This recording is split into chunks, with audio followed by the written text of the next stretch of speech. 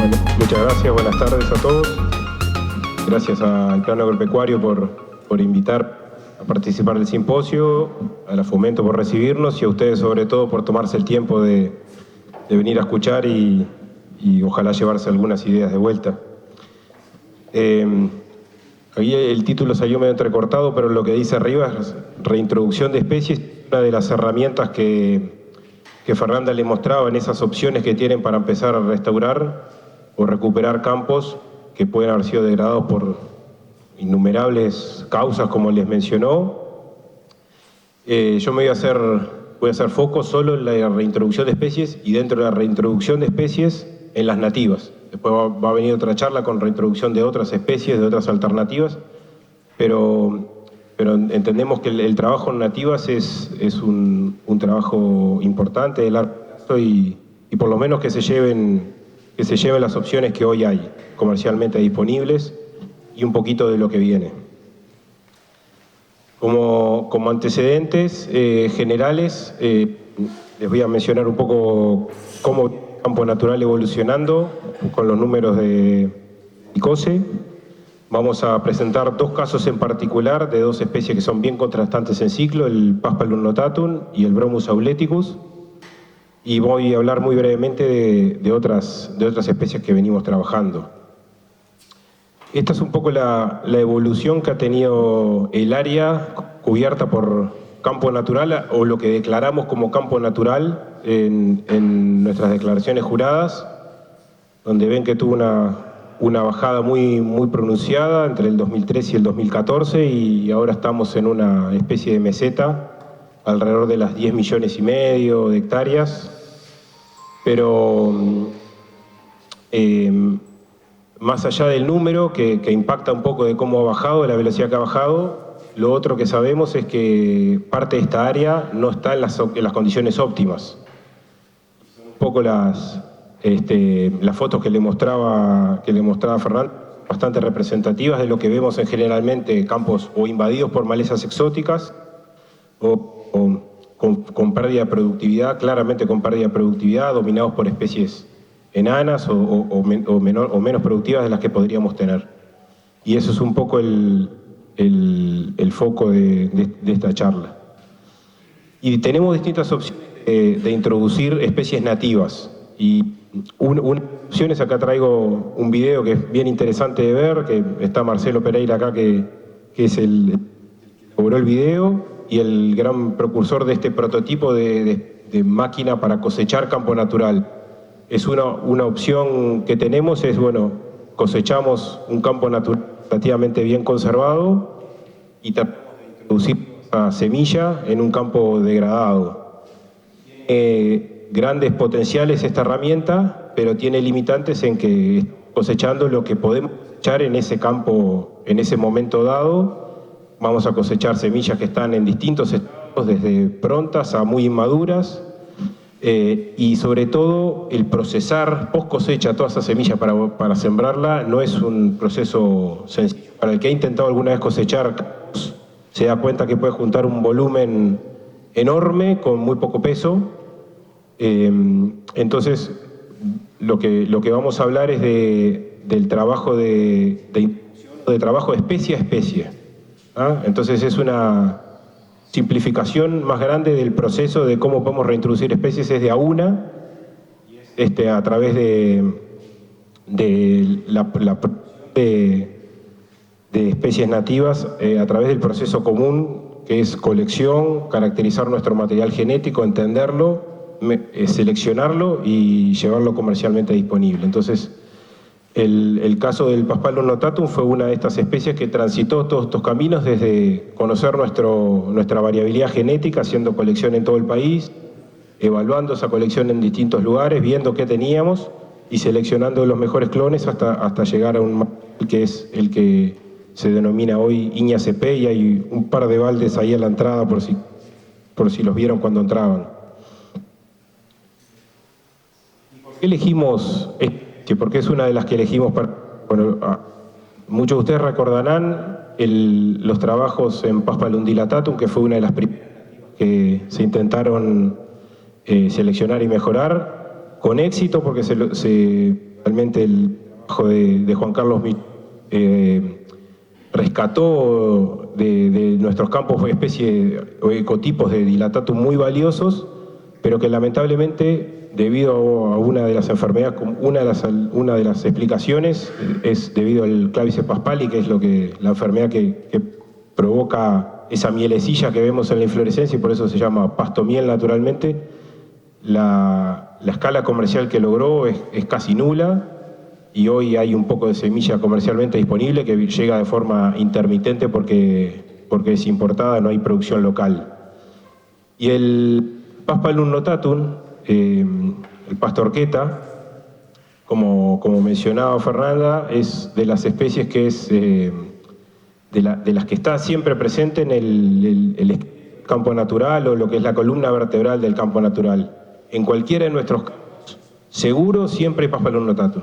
Seguro siempre va a estar desde un campo superficial, con menos presencia obviamente, a un campo profundo, de un campo de sierra, un campo arena, un campo arcilloso, siempre hay Paspalum notatum. Es de las especies que forma el esqueleto, que cuida el suelo, que tiene raíces muy profundas.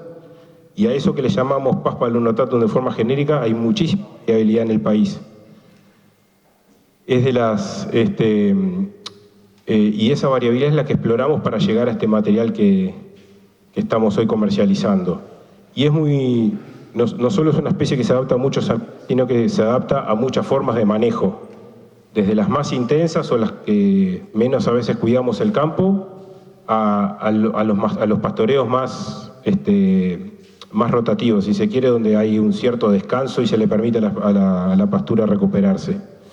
Todos esos atributos, la forma es una especie muy, muy plástica que nos permite colonizar campo de vuelta, competir muy bien con malezas o incluso con gramilla y ir de a poco recuperando la productividad de esos campos.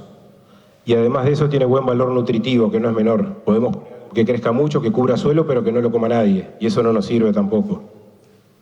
Y un poco los atributos, se mencionaba la importancia de tener muy buenas raíces, y si nosotros agarramos una planta, desenterramos un cuadrado y empezamos a separar cuánto es hoja verde, cuánto es estolones o tallos que van a ras del suelo, cuántos son raíces, y si terminamos sumando estas dos proporciones, 25 de raíces, 51% de rizoma de tallos, eso es lo que nos marca que un 75% redondeando de la materia seca está bajo tierra o a nivel del suelo, y eso es lo que le da la rusticidad a la planta. Y ese 12% o 15%, ahí hay falta acá, no es porque hice mal las cuentas, es porque son restos secos. Pero el resto es lo que consume el animal y es bastante lo que produce, pero la defensa de la planta es esa, y esa es la defensa de nuestro suelo y el recurso. Y tiene esta otra ventaja. Lo que ofrece el pastoreo animal es prácticamente todo, porque los tallos están con suelo y ofrece lo que el horizonte de cosecha es realmente de hoja verde. La curva de producción de esta especie perenne de verano, que tiene su pico de producción en enero. 15 de enero en general es el pico de producción que empieza a coincidir con la floración que se empieza a dar en la primera quincena de febrero, la floración más grande. Y tiene la capacidad de producir, ahí seguramente se ve poco del fondo, se lo menciono, desde 6.000 a partir del segundo año hasta 12.000 kilos. Llaman la atención los números, veo ojos grandes. Los 2, cuando lo regamos y cuando le ponemos mucho nitrógeno, los 6.000 kilos es casi los insumos. Y el que menciona a partir del segundo año no es antojadizo, sino que refiere a que son especies de muy plantación y que el primer año prácticamente se da no por perdido, sino son pastoreos eventuales que se les va haciendo, pero realmente la especie logra colonizar y hacerse dominante a partir del segundo.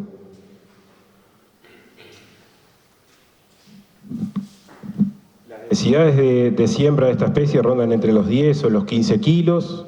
Es importante la elección del lugar. Y el lugar, si bien les dije que se adapta a muchísimos ambientes distintos, No es conveniente en un suelo superficial, porque le va a costar implantarse y porque el aporte que va a ser mucho menor en un ambiente que le es menos propicio. Y la preparación del suelo, en esto simplemente quiero mencionar, estamos hablando de que, imaginemos un suelo degradado donde hay pocas gramíneas o donde está dominado por malezas enanas, perfectamente se adapta a ser introducido en esas condiciones, pero no ha tenido o hemos tenido menores resultados con siembras al voleo. O sea, siempre es preferible algún método mínimo de incorporación al suelo. Y los manejos del pastoreo, estos son trabajos de Diego Llorelo, se adapta muy bien desde pastoreos rotativos, donde entramos con alturas que pueden rondar a 30 centímetros y siempre la salida es la mitad del área con la que entramos, la mitad de la altura con la que entramos es la altura de salida. Con estas alturas se maximiza la producción y se maximiza la cosecha animal. Pero perfectamente no tenemos estas condiciones o no queremos entrar en un sistema rotativo, perfectamente se adapta al pastoreo continuo y ahí el rango de altura es entre 10 y 24. Manejado entre estas alturas se sigue maximizando la producción de forraje. ¿Qué pasa si nosotros nos vamos a menores a 10 centímetros? Va a producir bastante igual, pero va a empezar a producir menos forraje, ese perfectamente lo soporta. Entonces, en definitiva, es un material que combina bastante bien la productividad, persistencia y la plasticidad. Y eso, en definitiva, es lo que, si yo les digo esto no es Paspalum notatum y que es el campo natural, los tres conceptos se aplican. Nuestro campo natural es productivo, es persistente y es plástico, se adapta a lo que venga. Y bueno, Paspalum notatum como especie que es una de las dominantes en ese ambiente, de las más frecuentes, levanta esas características y este material en particular, este clon en particular, exacerba la producción de forraje. Realmente me dijo un amigo, es el doble pechuga de los Paspalum notatum. Como resultados productivos voy a mencionar algunos. Lo hemos usado para recría de corderos, luego destetados, entrando a pastorear en enero, con cargas alrededor de 20 corderos por hectárea, y lo que tiene son ganancias de 70 gramos por animal. Con esa carga de 20 corderos por hectárea, si además del Paspalum suplementación, que puede ser una suplementación energético-proteica, se pasa entre 113 o 140 gramos por cordero por día, según el nivel de suplementación usado. Y en resultados con bovinos, les traigo dos casos, el de la familia Sarabia en Rivera, con cría. El objetivo era tener altas tasas reproductivas, con altas cargas y alto peso de destete, sin fertilizar el Paspalum. También era un campo que venía de verdeos sucesivos de promoción de raigras. Quería salir de esa lógica y sembró el Paspalum, y al segundo año ya estaba muy dominante con otros componentes que aparecían en la pastura. Se pastoreó durante 120 días, que va desde enero a abril.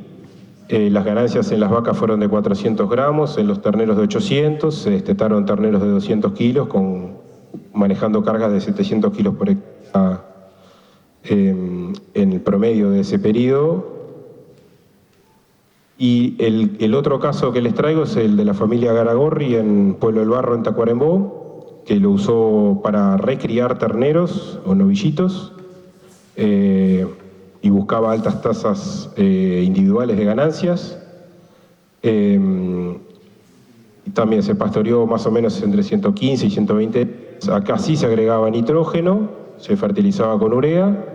Las ganancias que obtuvo fueron de entre 650 y 700 gramos por novillo por día, con 1.700 kilos por hectárea, y una producción total de peso vivo de 360 kilos en ese periodo pastoreo. La especie, como les decía, es muy plástica. En el caso anterior fue prácticamente continuo, y en este caso se había armado un sistema rotativo, y en los dos casos la especie se adapta súper bien a cualquiera de esos pastoreos. Y de vuelta, la gran fortaleza de esta especie es eso que vemos acá, es raíz, el sistema muy profundo y muy robusto de captar recursos y de cuidar nuestro recurso. Y el otro caso es el del Bromus auleticus. El Bromus auleticus es una especie de ciclo completamente opuesto, es perenne, pero es invernal. Seguramente hay dos plantas a la entrada para los que no están familiarizados con la especie, pero es una especie muy conocida y emblemática de nuestro campo natural.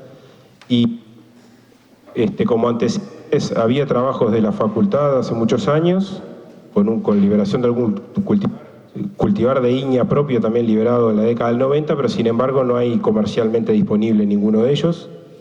Quieren salir a buscar, ya no se encuentra. Hay un material registrado en el registro de cultivares, pero a pesar de esto valía la pena seguir trabajando y nuestra genética, porque es una especie que tiene muchos nichos de utilización. Es como especie restauradora de tapiadados, funciona muy bien en siembras en cobertura silvopastoriles. En general el sistema silvopastoril está asociado que el pedazo de campo que queda para el pastoreo pasa mucho tiempo sin ser pastoreado, entre que 2 años, entre que entrar por los árboles, y es un periodo que lo ayuda muchísimo a desarrollarse el bromus, que también es de lenta implantación, utilizado como en una mezcla de pastura como el componente invernal, y también para utilizarse, al igual que el notatum o el dilatatum, en el sistema de áreas protegidas, que tiene ciertas restricciones para recuperar suelos. Se hizo un trabajo similar también de recolección de materiales por todo el país, y bueno, haciendo más corta la historia, terminamos con este material que llamamos Iña Los Paraísos, que es un ecotipo de basalto, que si van a ver los 2 baldes que les traje, uno es de es un tipo que es una planta muy postrada, muy persistente, con un ciclo corto que florece temprano y que se adapta muy bien a las siembras al voleo. Y tiene una facilidad en eso, sobre todo a las empresas semilleristas al momento del procesamiento post-cosecha, y nos ayuda a nosotros al momento de sembrarla. En algunos ensayos que hicimos, les traje, estos ensayos los hicimos en 5 del país, pero les traje el talino, que se hicieron uno en suelos de lomadas en 33, otro en Pan de Azúcar, en suelos de sierra, y al 4.º año, cuando íbamos, los niveles siempre sembrados sobre el campo natural que tenía cierto nivel de degradación, pero sí tenía bastante suelo descubierto. Se sembraron 20 kilos al voleo, y lo que veíamos al otoño e invierno del 4.º año, coberturas en medio de un 30% de bromus. Eso le había cambiado mucho la productividad a esos campos, le había cambiado sobre todo el ciclo de producción, haciéndolo más invernal, y donde más fuerte se había visto el impacto era en el suelo de sierra. Al Bromus auleticus prefiere obviamente los suelos bien drenados. Los suelos mal drenados son un veneno para el Bromus auleticus, y en estos suelos de sierra hay otra ventaja, que son bastante más pobres en la de verano, entonces la competencia que le hace el otoño al bromus es menor comparado con un suelo de lomadas, y por eso las coberturas eran mayores. Y cuando teníamos el material más o menos pronto para largar, hicimos una experiencia en campos de productores. En este caso son 5, pero les voy a mostrar uno de ellos que gentilmente hoy vino Benito Valdome. Ahí, Benito, levantá la mano si te conoces, porque te van a hacer... Pues ahí está Benito. lo hago trabajo, lo traje desde Tacuarembó. En lo de Beni tenía una historia interesante, suelos profundos de basalto, que habían sido chacra muchos años, y después otro par de décadas de no chacra, donde se permitió que se restablezca o que vuelva algo al campo natural. Lo que había vuelto era un campo dominado por carqueja, caraguatá, muy pocas gramíneas y otras malezas enanas, pero no había un esqueleto de gramíneas.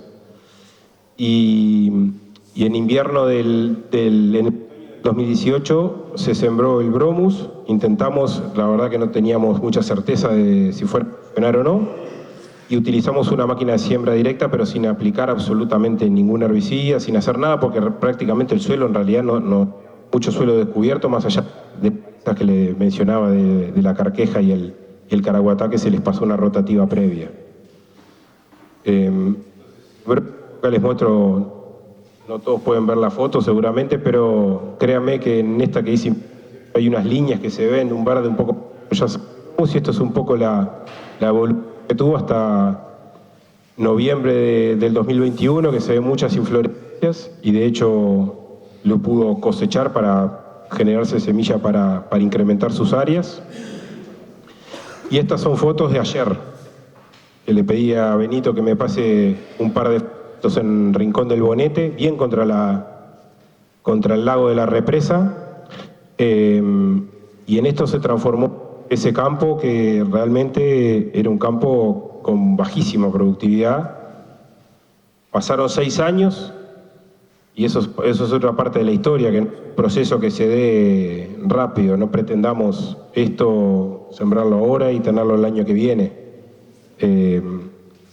Las especies nativas, o al menos las nativas con las que estamos trabajando, tienen estas cuestiones de lenta implantación, la semilla a veces germina, no es lo que estamos acostumbrados a un raigras o a una festuca que ya tienen cientos de años de domesticación. Estamos hablando con especies prácticamente no domesticadas, donde tenemos que entender cómo funciona y tener un poquito de factor suerte para también seleccionar los materiales adecuados para que germine más rápido o tengan un mayor vigor inicial.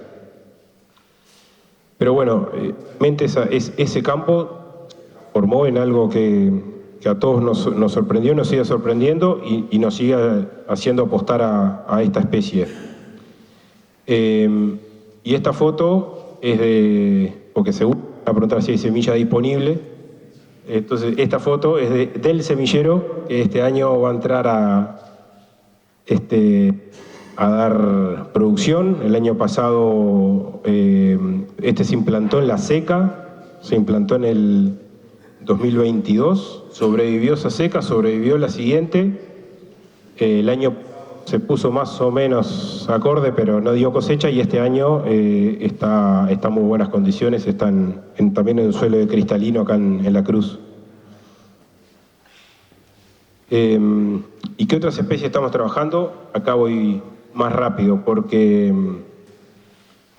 como les dije al principio, estamos hablando de que salimos de un campo natural con muchísima diversidad, y yo le estoy hablando de 2 especies. Es realmente una simplificación de la solución al problema. Pero el trabajo no se queda solo ahí, pretendemos que haya especies nativas disponibles. Y una que hemos trabajado es Dilatatum, nunca dejamos de trabajar, pero ahora estamos con un enfoque distinto, tratando de alguna forma sobreponernos al tema de Claviceps paspalis. Estamos hibridando Dilatatum con otras especies que son un poquito más tolerables, más tolerantes, materiales mejor adaptados a tolerar la enfermedad. Las especies que estamos trabajando es Paspalum pitulum. Esta es una especie de hábito completamente distinto al Lotatum, es de hábito erecto o cespitoso, con altísima producción, no tan buena en valor nutritivo o más fibrosa planta, pero muy productiva. Y estamos trabajando en otras perennes invernales y alguna leguminosa nativa. Esto es Paspalum plicatulum, esta que acá señala la flecha. Esta foto es de mayo, así es de verde, y esta es la floración que tiene este mismo material. Realmente produce muchísima semilla y tiene la ventaja que se induce en un solo momento en el verano. Entonces, generalmente estamos familiarizados a que las gramíneas de verano están floreciendo todo el tiempo. Todo el tiempo florecen y es algo que nos complica el pastoreo, porque el animal tiende a rechazar un poco las inflorescencias. Esta especie tiene una inflorescencia, una flor más determinada, o sea, se da en un momento, si se corta o se cosecha, después lo que queda son macollos vegetativos que siguen creciendo. O por lo menos se combina muy bien con el notatum por los hábitos de crecimiento que son bien contrastantes y que pueden ir utilizarse juntos para combinar en distintas mezclas. Y otra de las especies son las estipas. Yo acá les explico estipa, pero la que estamos trabajando es estipa hialina, no es la cetígera. Esta es un poco menos punzante, digamos, el fruto. Una invernal, de muy buen crecimiento invernal, muy apetecida cuando florece el animal tiende a rechazarla un poco más fácil de procesar la semilla. Para los que están familiarizados con las flechillas se imaginarán que procesar todo eso no es sencillo, hay que sacarle el punzón, sacarle la arista, que quede algo sembrable.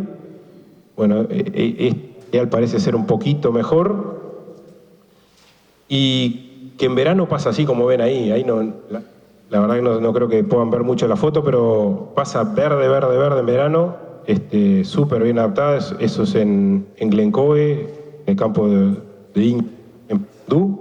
Es un basalto que, como se imaginarán, sufre bastante los veranos, pero es una especie que pasa totalmente verde en el verano. Y como comentarios generales, son trabajos de largo plazo, esto ya se los dije, que implica colectar, o sea, conocer lo que tenemos, caracterizarlo, evaluarlo, seleccionarlo y empezar ese proceso de domesticación que les decía. Tenemos cosas buenísimas y a veces no sabemos lo que tenemos todavía de diversidad genética en nuestros campos. Hay muchísimo por explorar. Hay muchas oportunidades. Estas especies como restauradoras de tapices degradados es una herramienta, el introducir nativas es una herramienta, no es de las más rápidas en el proceso, pero seguramente sea de las más persistentes. Para casos extremos, cuando ya no tenemos, cuando el nivel de degradación es tal que no tenemos mucho de dónde se recupere el campo. Y en resumen, hacia lo que queremos avanzar, a este concepto que al final es la bolsa del campo natural, que ojalá dentro de no muchos años podamos tener una mezcla de especies nativas, que vuelvo a lo mismo, le ponemos bolsa campo natural como si fuera muy diverso, nunca va a ser muy diverso, a lo sumo será una mezcla de 4 o 5 especies, pero de las 4 o 5 especies que consideramos que son el esqueleto, que son muy valiosas y que pasaron por un proceso, seleccionamos lo que encontramos de esas especies. Pero bueno, eso es un poco en el futuro cercano podamos tener esa opción de comprar una bolsa de campo natural, digámosle. Más información hay en la página de INEA por encontrar, acá les puse algunos links de algunos videos, y muchísimas gracias por la atención y cualquier pregunta, bienvenida. Gracias.